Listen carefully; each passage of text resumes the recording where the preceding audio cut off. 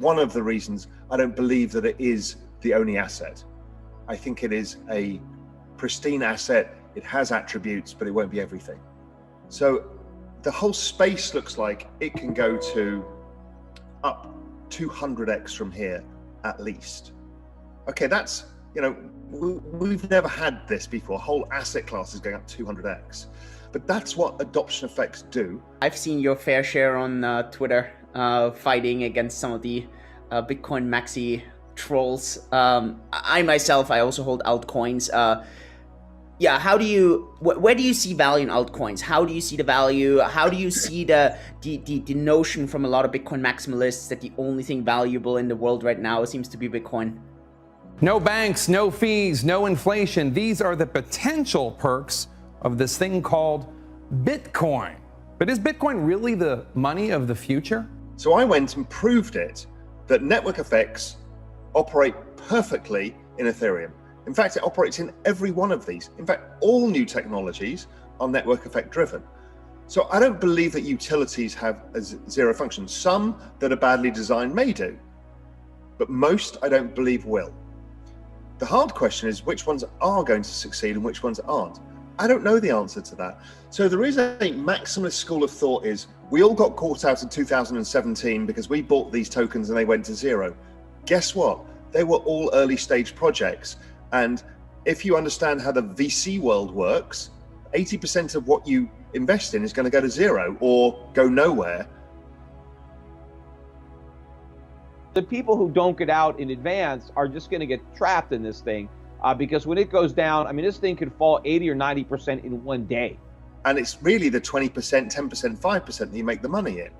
I just don't buy into that argument. I understand there's a probability of it. So, I'm not saying it's a 0% chance. There is a probability. This whole idea that anything that is a utility trades at the cost of electricity, I just think is false. I think it's false because of Metcalfe's law adoption effects. And we've seen that time and time again. Now, when John Pfeffer wrote the paper that everybody refers to, every Bitcoin Maximus holds as like, here is the prophet of truth, he basically wrote off network effects.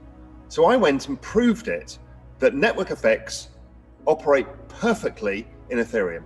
In fact, it operates in every one of these. In fact, all new technologies are network effect driven. So I don't believe that utilities have a zero function. Some that are badly designed may do, but most I don't believe will. The hard question is which ones are going to succeed and which ones aren't. I don't know the answer to that.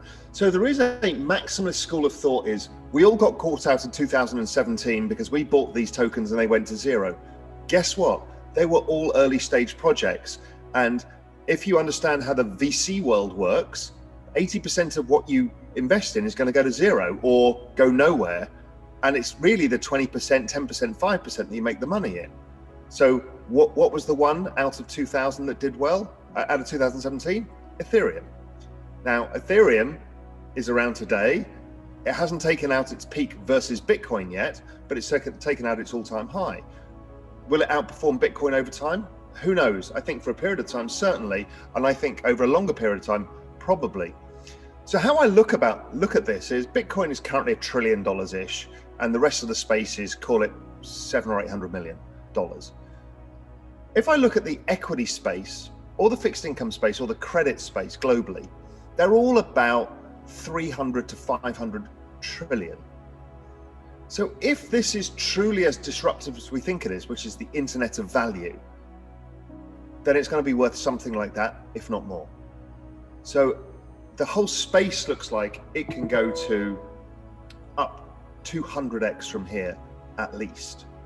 Okay, that's, we've never had this before. Whole asset class is going up 200x. But that's what adoption effects do.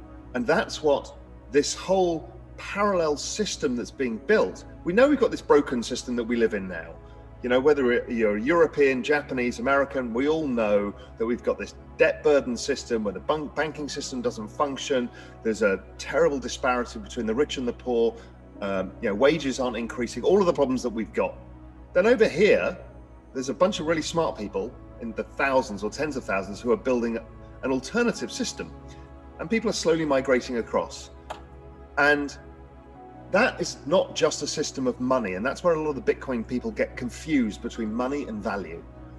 Assets have value, they don't have to be money. A Picasso is not money, it is value. So I think those two things are different. And I think once the whole space builds interoperability, you and I won't care what platform we're buying and selling or streaming on. You know, you'll be streaming for money in real-time payments, and you don't care whether it's on whatever. I mean, it's irrelevant to you as long as you get paid whatever source of money you want, be it Bitcoin or euros or dollars or whatever you choose. You know, it's that early stage that people are fighting over the wrong thing. In what other cryptocurrencies do you see value at the moment? The answer is I don't know. I see value in the space. I'm not smart enough. I don't have enough bandwidth to go through all of these because they all sound super interesting, right? Everything's like, oh my God, that's incredible. Oh, wow, that sounds amazing. Problem is what's going to get network effects and what's not? What's going to find the use cases? What's going to find the developers? I don't know. Ethereum, for sure. I mean, that's a surefire, major platform that is going to play a major part in the future. But the others, I honestly don't know, you know? So I just bought a basket of 10 alts. I did it in a very unscientific way. If my thesis is network effects, I went onto Twitter and said, shill me your best alts. You counted which one got shilled the most? I kind of looked at it and I could figure it out, right? And it basically breaks down to DeFi, decentralized exchanges, some alternative protocols, and the interoperability layer. And amongst those, you pretty much cover everything. So I just kind of did an allocation equally weighted amongst those and took kind of what seemed to be the largest market cap that had the most number of smart people interested in it. That wasn't based on just kind of the hype cycle, but had some really interesting people involved. Whether it was investors in, if you look at Polkadot, I mean, there's serious people behind Polkadot. So you have to take it seriously. Whether it works or not, who knows? But you can take it seriously. And so you then have to size it. You have to size it accordingly as well, because you're going to have to realize a bunch of these just aren't going to work out. But a few of them you have to be willing to lose. Yeah, that's right. So that takes me into about December. And in December, I started digging into Ethereum. And I wanted to understand the crypto space at large. Because when somebody tells me, and many people did, don't look at anything else, you're a scammer, you're a shitcoiner, you're a fraud. If I look at something else, that makes me want to look at it. And I started digging into Ethereum. And I realized how incredibly robust an ecosystem it was. The sheer number of developers, programmers, applications, the ecosystem was bigger than Bitcoin. The growth in wallet addresses was about the same pace as Bitcoin. So I started thinking about that. I got sent an article by, I think it was the NIDIG guys, and they were looking at Metcalfe's law, and I understood Metcalfe's law and how it probably applied to Bitcoin. But I asked Remy and actually reached out to Santiago Velez and said, listen, can you help me develop a Metcalfe's law model, just a simple one? We don't need the complex maths. We need to kind of prove that Bitcoin is basically priced in that. And maybe that stock to flow is representing that in a different way. And again, I'm not trying to refute the stock to flow model. I use it, I love it. Everything Plan B's done is a game changer. And he deserves all the plaudits. But once I started understanding the power of what Bitcoin was, it was clearly a behavioral economics driven model, the best of all. So behavioral economics in Facebook is why Metcalfe's law exists in Facebook is because originally you bring on your uncle, your aunt, your friend from school, blah, blah, blah, and you create your network of people and you can keep in contact with them and you can communicate with them. And so that became network effects. And then businesses came onto it, created more network effects, etc. But the shareholders were the ones who got rich, not the users. The shareholders benefited from the exponential revaluation of the network because Metcalfe's law essentially is the value of the network goes up with the more nodes in operation. And so the users were separate from the capital. So the investors got rich and the users got to talk to their friends. And then their parents joined Facebook and they all left into Instagram, etc. But Bitcoin was a groundbreaker. And all of the Silicon Valley models were basically all of the same. They were all Metcalfe's law. Everything that came out of the internet from Google to Facebook to Reddit, the whole damn lot of them. And they all came out of meetings with people like Daniel Kahneman, one of the godfathers of behavioral economics, who basically taught them how to trigger dopamine receptors in the brain by like buttons, emoticons, and how emotion drives behavior, because it's all behavior is what you're trying to do. But with Bitcoin, you've created a network driven by behavioral economics, which is the network of money. And every participant gets rewarded by bringing participants in. So creates an incredibly robust network effect. In fact, it's genius. Because more of us who believe in it, the more we attract other people in, the more we all get rewarded for it. So the behavioral incentive is extraordinary. And that is a way to gain adoption for a new money, because otherwise it's very hard to do. It's very hard to get adoption unless you get rewarded. So this is stunningly good. But I wondered how you could value Ethereum, because I could start to see how I could value Bitcoin and why it is exponential, why we have to use log charts. It's because the network effects of more people mean that the chart is always exponential. And we've only just started. I mean, we've got billions of people to bring onto this. So this is going a lot further. As I've talked about, I have no problem when I use, this log chart, for example. It would suggest potentially this rally could take us to 400,000, maybe even 1 million on an offshoot, because of the wall of money that I've talked about as institutions come in. Maybe I'm not. Maybe Plan B stock to flow is right and it gets out 288. I don't know. Doesn't really matter right now, but I think be surprised, because that's what network effects go more exponential over time. But when I looked at Ethereum, the thing I was told not to look at, I realized that not only was the technology very interesting, and yes, it has problems, and yes, it's very different to Bitcoin, and in fact, it's not even a competitor to Bitcoin. It's just part of a new digital asset ecosystem. I realized that Ethereum was actually probably the basis of the Internet of Value.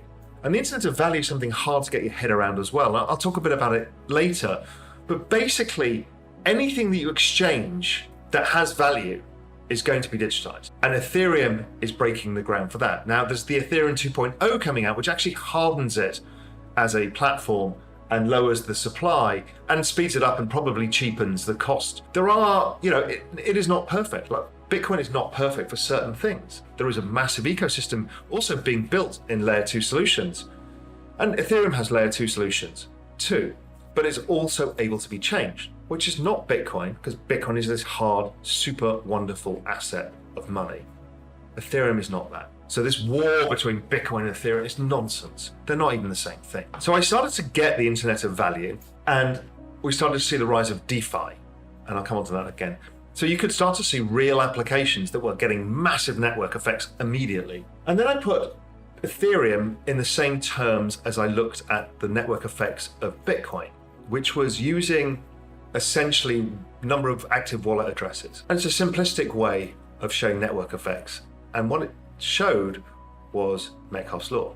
When I put it against Bitcoin, if you see the chart here, you can see it's basically exhibiting the same traits as Bitcoin in Metcalfe's law, but actually the adoption's earlier and faster. And then when I put the chart of Ethereum against Bitcoin, starting at 5 million wallet addresses, to rebase them to a point where network effect starts taking hold, their prices were identical and the chart patterns were identical, but they're about 4 years different. That was like, whoa. So these are being valued exactly the same at different points because it's only the network effect that's valuing them. And that was incredibly exciting discovery. And I realized that the entire space is driven by network effects only. And that, and then you understand that some tokens and some get network effect and then have S-curve moments. So they start to look like they get adopted, nobody really uses it, and it falls. That's called the S-curve. The S-curve could be a failure or a pivot or a change in use, and then it goes. So we've seen that, we see that in businesses and startups all the time, and we've seen it in Bitcoin, where the narrative has changed. Mt. Gox, it's going to be a scam, it's all about dirty money. Bitcoin goes off, 2013, S-curve. Back up, exponential, it survives, and we go into the next set of FUD narratives, S-curve. That was the banning by China, the forking, and all the other stuff, S-curve. Then back up again, so now we've got the Lindy effect, which is basically if you can't destroy it, it's going to get stronger. And Ethereum is going through the same. and this whole space goes through the same. Some fail, some that don't fail get stronger. That was mind-blowing to me. I now realized I had a framework of understanding that I could apply to anything within the space. So that was the big growth for me. And when you look at the speed of which this happens, because don't forget, exponential means it gets faster all the time. In log charts, it looks normal. It's kind of linear, but actually it's non-linear in its move. And we've seen this. I mean, I don't know. I had an interview with CZ, who built Binance. In 3 years, he went to the largest crypto exchange and 1,500 employees. I think it's the fastest startup in history. Speaking to Sam at FTX, I mean, I don't know how he did it, but he got this whole from idea to launching in 4 or 5 months. And then a year later, the 3rd largest exchange in the world. Look at Coinbase, 56 million accounts. That's more than Robinhood and Fidelity added together. It's astonishing, the network effect. And we're bringing in the institutions, and they're spreading into Ethereum, and everybody else is building products on Ethereum. It's coming at a lightning speed, and I don't think the space can catch up with the narrative change that is happening so fast.